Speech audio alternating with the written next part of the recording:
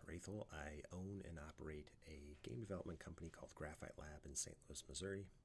I'm also a professor of practice at Maryville University in St. Louis, where I've grown a video game development program there, video game design focus.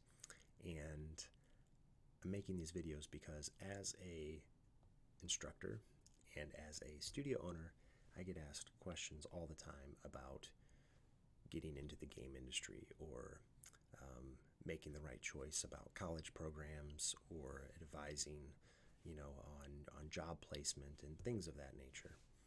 And over time, I realized that maybe making a video series would be helpful. That way, I'm not just answering the question for one potential student or one potential game developer, but these can be shared around or passed around, or further comments or questions can be asked and maybe be a little bit more effective. So, the question I'm asking in this video is a little bit more focused on the academic side, and it comes from a future student in St. Louis.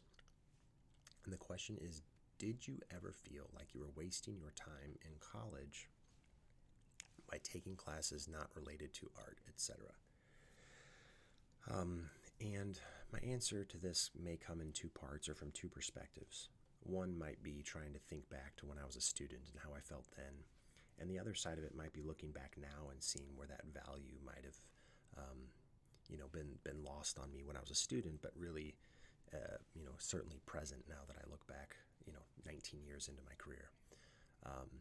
So I'm gonna speak just a little bit about some foundational art courses. So I went through a 3D modeling program at a school in Springfield, Missouri called Missouri State, and that program was a Bachelor of Science program.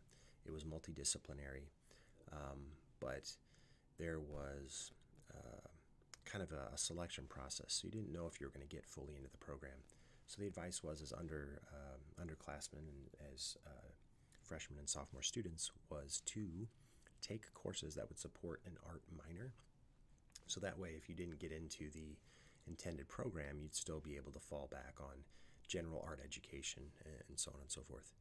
So I'm sure at that time I felt like there were some classes that I was taking maybe as like a backup plan. And these might have been more fine art classes like ceramics or printmaking, things like that. Beyond that, there were classes like perhaps like art history classes where at the time as a student, the art history classes, I couldn't relate them directly to the game content yet.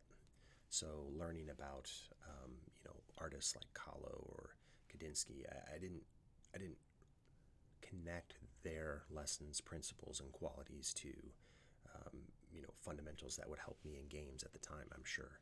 So as a student, almost certainly I felt at times like, oh, this isn't games. I'm not learning something that's going to make a video game, and probably felt like I was probably could have been spending more time doing other things.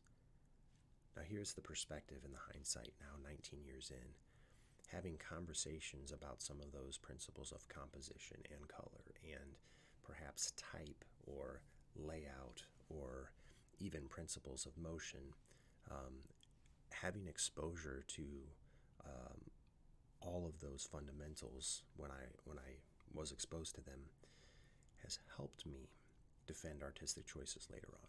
It's helped me to have dialogue with other art directors or other creative professionals using a very similar vocabulary.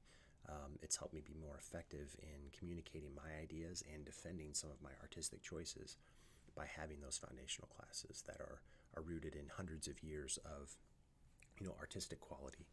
So I think certainly at the time I may not have felt like I was using my time super wisely, but in kind of some hindsight, kind of wise old mentor fashion, if you find yourself in those situations, give it some time, give it a chance, and certainly in my case, those foundational studies helped me have more intelligent conversations and more with more intention later on.